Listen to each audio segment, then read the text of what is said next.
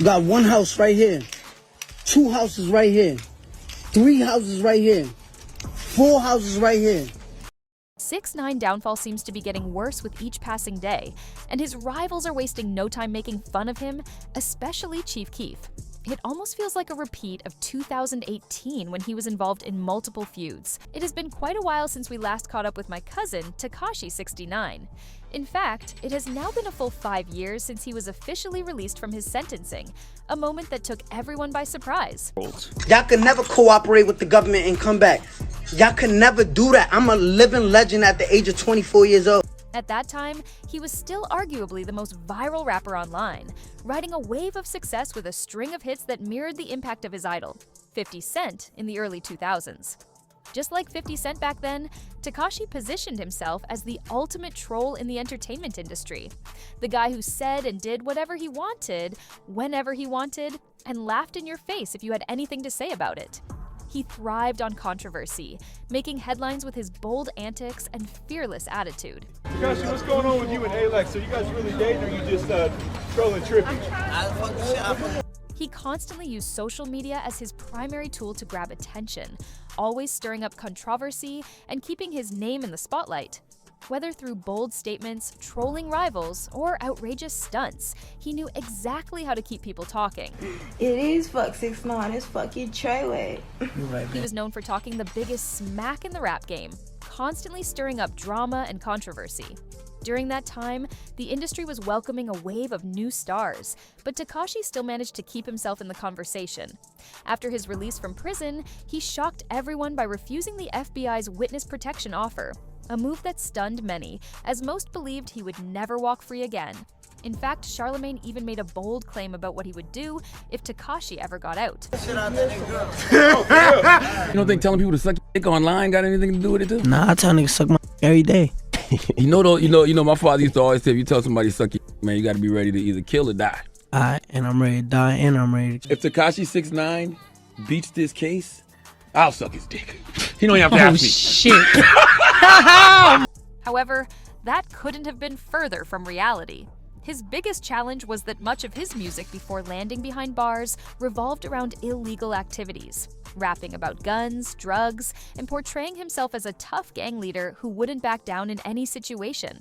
So, when he took the stand and cooperated with authorities, exposing the entire operation, it was inevitable that his credibility and the way he presented himself in his music would take a major hit. At this point, his braggadocious antics, both in his music and online, started to feel more manufactured than anything else. The tough guy persona he once relied on had completely fallen apart, leaving him scrambling to find a new angle. His next troll move? A childish, nah, boo-boo, you can't get me approach, taunting his critics while trying to keep the attention on himself. If you don't got this watch right here, you a little boy to me. I'll kiss you on your forehead. You a little boy. Sit down. King's home. It's over. Truthfully, Tekashi was never really about that gangster lifestyle. It was almost like a meme that went way too far. Sure, his ego was always massive, but he got caught up in the kind of music he was making and eventually started living the life he rapped about. We beat the industry. Fuck is y'all talking about? To then a rat like me to come home and still do more numbers than you, I will be mad too. He became affiliated with real crime organizations and even committed crimes himself, slowly morphing into the persona he had originally just been portraying. But it's also important to remember that the same guys he ended up snitching on were the ones who had previously kidnapped him, adding another layer of complexity to the situation. Get in the car, get in the car. Get in it. That's what I'm doing.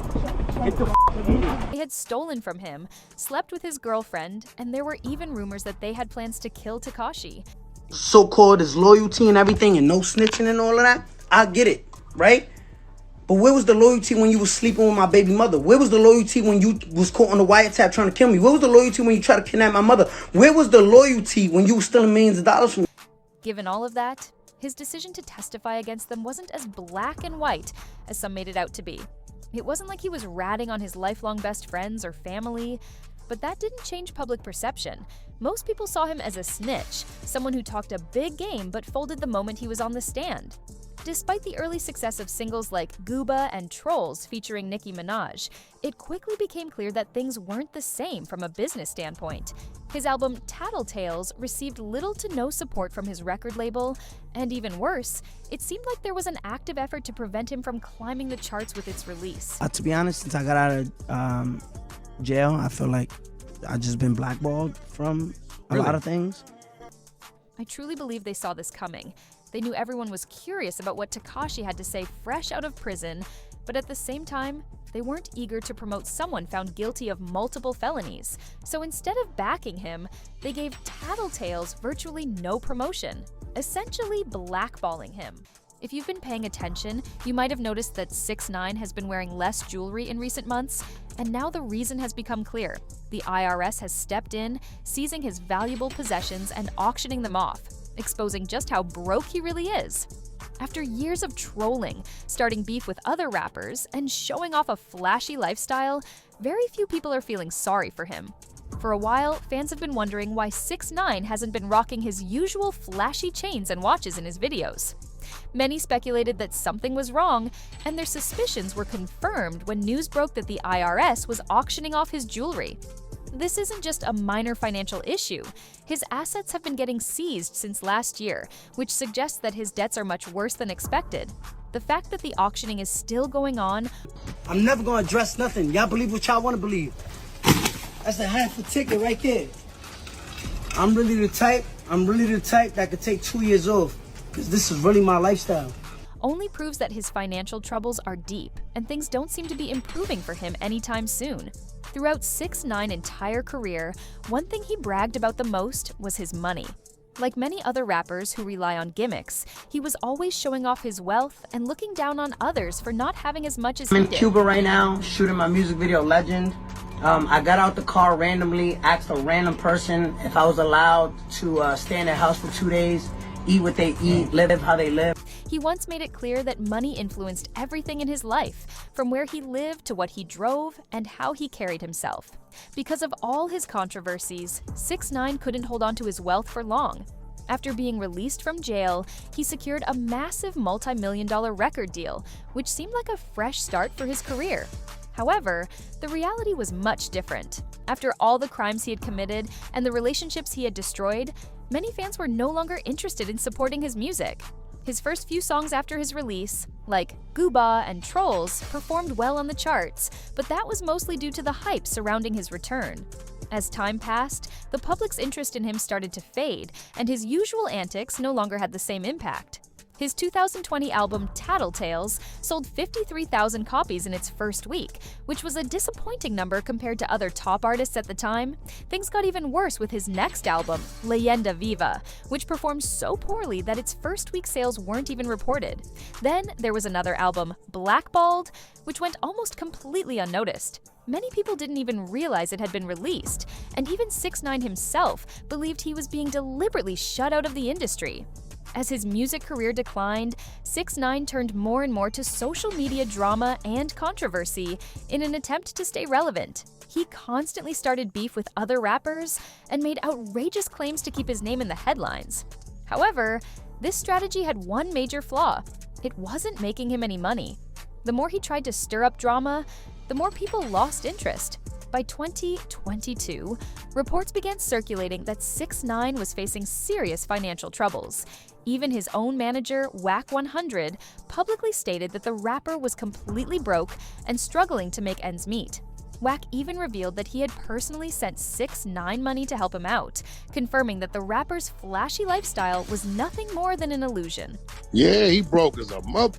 6ix9ine ain't got nothing. Man, that over there doing bad, bro. I had to send him $20 for some gas, man. Yeah, bro. You know what I'm saying? That's why we was telling the people ain't nothing we can really do for you right now, because niggas is broke, bro. It's terrible. What was once a career built on flexing wealth and fame had now crumbled, leaving 6ix9ine drowning in debt with no clear way out. However, it turned out he wasn't lying. Around this time, he was sued for not paying $75,000 in security fees, and even his own lawyers claimed he owed them money. Then there was the situation with Steve Will Do It, a popular YouTuber and streamer who was actually helping 6ix9ine financially. Steve said that 6ix9ine told him he was broke and needed money, so he helped him secure a $2 million deal with the streaming platform Rumble. The deal was simple. All 6ix9ine had to do was play video games for 1 hour once a week. That was it. But instead of holding up his end of the deal, 6ix9ine took the money and never followed through. Because it was projected to not be #1 at first, and I wasn't bothered by that. So it's not just you, the world, like people watching see it like, oh my God, they're blackballing him, right? But the way the industry makes it look is like, Tekashi puts out the album, huge flop. Meanwhile, they put their full support behind a Big Sean album that happened to drop the very same week, making it clear where their priorities were. When Tekashi realized that Tattletales was going to be a commercial failure, he reverted back to his usual trolling antics, trying to stir up attention in any way he could. However, after that, he largely disappeared from the spotlight. For a while, the only time he would resurface was in the occasional viral clip or internet drama. Tekashi. Yeah. Come on. Sure. What position? Probably doggy, so I'd have to look at him. We'll take a look at him. But musically, he had gone quiet. During this time, Tekashi was often seen running around with his then best friend, Steve Will Do It, who seemed to be one of the only people genuinely interested in helping him revive his career. Well, him and DJ Academics, who had always been a vocal supporter. I remember going to his house the first time and I came with a shoebox, $250,000 cash, and I gave it to him. So he flew me out like an Instagram thought. He flew me out. He got me a private jet, got me my own room, and he fed me pretty good. Today, I consider Danny my best friend. But despite their efforts, Tekashi's musical comeback never really gained traction. He spent most of his time outside the country, even performing at a few shows abroad. For a while, it seemed like Tekashi was shifting away from music and leaning more into being an influencer than anything else. He was making headlines for his antics rather than his songs, and at one point, he even had a drunken podcast appearance with the Tates, adding to his unpredictable persona. Haram. Where's our haram button? All right, let's just stop. Okay. Producer, press the Things started going downhill after his friend Steve secured him a multi-million-dollar deal to stream on Kick. However, Tekashi reportedly got lazy and quit after just one stream, leaving Steve to cover the $2 million advance that had been given to him up front. Since Steve was the one who vouched for Tekashi to be on the platform in the first place, this put him in a tough spot, further straining their relationship. This, of course, ended their friendship. So what happened between you and 6ix9ine? I got him a deal, right? To play video games With Rumble? once a week for an hour. Damn. $2 million up front, and he just doesn't do it. He had no money at the time, and he needed money to fucking, he breaks up with his girlfriend, and he needs money to buy Birkin bags for all these black chicks and give away money to make his girlfriend jealous. That's literally like the factual story. He told the company, I need $2 million up front so I can buy a content house. See these videos of him giving away money and stuff, it's never his. And from that point on, the only times Tekashi really went viral were when he was flexing, showing off his jewelry, cash, and luxury cars whenever he had the chance. That's your whole that's your life right there. I spent what y'all rappers make y'all whole career on bags and I'm giving them shit. It was clear that his focus had shifted away from music, and he was relying more on flashy antics to stay relevant. Tekashi kept up his "I'm winning while you're mad" image for a while, and for a couple of years, things were relatively smooth sailing. Yes, he got arrested a few times, but mostly for minor offenses, often in other countries. As I mentioned before, he was spending most of his time outside the US, likely because it was safer for him and also because he had shifted his entire career toward international audiences. This is something many entertainers and even athletes do once their peak in America is over. While Tekashi may have been forced into this move earlier than most, due to his legal troubles, it still proved to be a lucrative option. We've seen plenty of people use international fame to revive their careers. Just look at Drake Bell, who's huge in Mexico, or artists who end up thriving in completely different markets.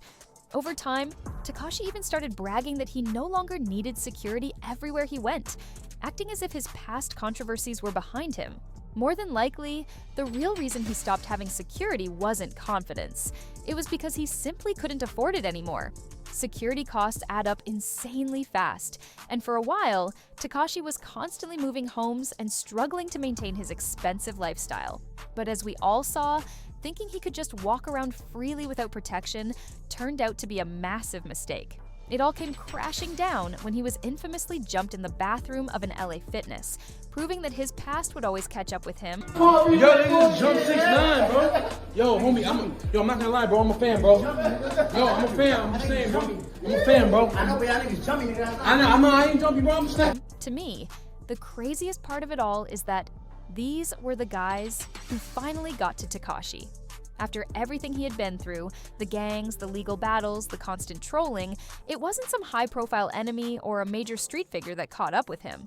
Instead, it was a random group of guys people had always claimed it would be on site if Tekashi ever came to their city. Yet in the end, it was just a few low-level Mexican gang members who finally got their hands on him. Two of them weren't members of the gym. One of them was a member of the gym. Yeah. So do you think that they went there intentionally to attack you, or was it a crime of opportunity? A little bit of both. This was a real turning point in his career because, up until then, he had been out of prison for years after snitching, and despite all the threats, almost nothing had happened to him, aside from the occasional sucker punch. Instead of hiding from the incident, he even turned it into a music video, proudly showing his bruised and beaten face as if to prove he was still standing. I will say this, Tekashi can still pack a concert, especially overseas. Despite everything, he has managed to stay relevant internationally and has even headlined quite a few festivals. While his influence in the US has faded, his ability to draw crowds abroad proves that he still has a dedicated fan base outside of the mainstream industry. He was also arrested for violating his probation, allegedly for using meth and assaulting his girlfriend. However, Tekashi claimed that the drug test was actually a false positive for Adderall.